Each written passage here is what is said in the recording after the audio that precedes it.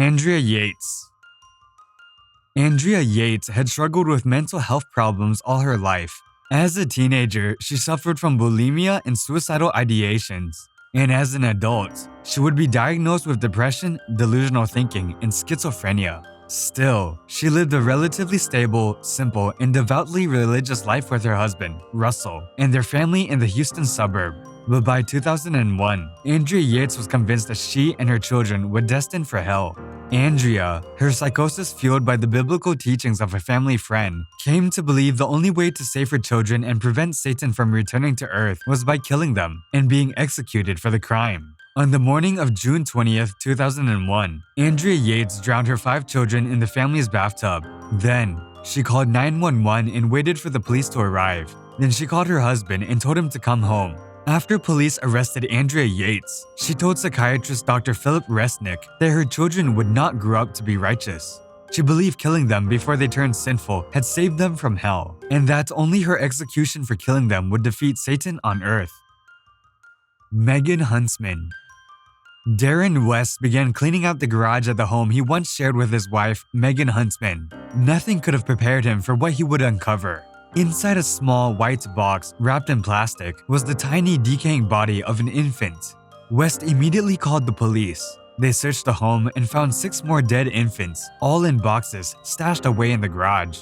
After questioning, Huntsman admitted to killing the infants between 1996 and 2006. She was heavily addicted to meth and alcohol at the time and said she killed them because she couldn't afford to raise them. After giving birth, she would take the newborns in her hands, then press on their necks with her thumbs until they died. Then she would swaddle them in towels or sweaters, wrap them in plastic garbage bags, and pack them into cardboard boxes.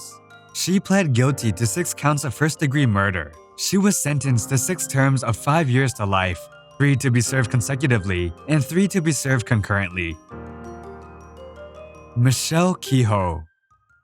Kehoe drove her sons from their Coralville home in the family van October 26, 2008 to a remote pond near Littleton and slashed their throats. Kehoe duct taped eldest son Sean's eyes, nose, and mouth before cutting him and then went after younger son Seth, who was cut twice and died a few minutes later. Sean survived to tell police what his mother did. Sean Kehoe also told investigators it was his mother who had cut him and that he heard his younger brother call out and saw his mom hurting him. Kehoe, who is now 46, is serving life sentence at the state's prison for women at Mitchellville. China Arnold. China Arnold is a woman from Ohio who was convicted of the murder of her 28-day-old baby, Paris, but it is the way the infant was killed which makes people remember this case. According to court documents, China Arnold was living with her boyfriend when an argument broke out over who actually was the father of Paris. China Arnold would react by placing the 28-day-old baby into a microwave and turning it on for at least 2 to 3 minutes. Paris would have no external injuries, however her inner organs were damaged by the high heat causing her death. China Arnold would claim that she was not the one who put Paris into a microwave. However, after 3 trials, she would be convicted of murder and sentenced to life in prison. Arnold, 33, was already tried 3 times, with the death penalty a possibility each time, in the murder of her daughter Paris Taylor. Her first trial in February 2008 ended in a mistrial, and her second trial ended in September 2008 when she was found guilty, but the jury could not decide on the death penalty. Seth Welch and Tatiana Fusaria.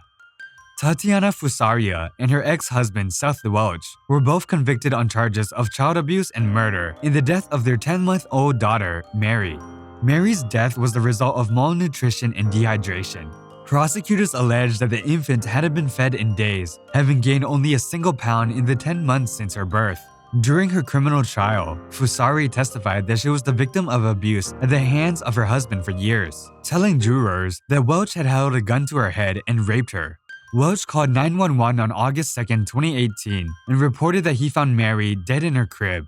Video of how Fusari and her husband Seth Welch reacted after they were initially charged has been viewed more than 11 million times. Welch could be seen with mouth agape as he learned that he faced life without parole, while Fusari cried. Kent County Judge Paul sentenced Tatiana Fusari and Seth Welch to life in prison without the possibility of parole. Diane Downs. For years, Diane Downs has had a wonderful life. She was married to her high school sweetheart, worked part-time at a local thrift store, and had 3 children, Christiane, Cheryl Lynn, and Stephen Daniel. But that idyllic image shattered in the early 1980s. In 1980, her husband, Stephen Downs, divorced her after he became convinced that young Danny wasn't his son.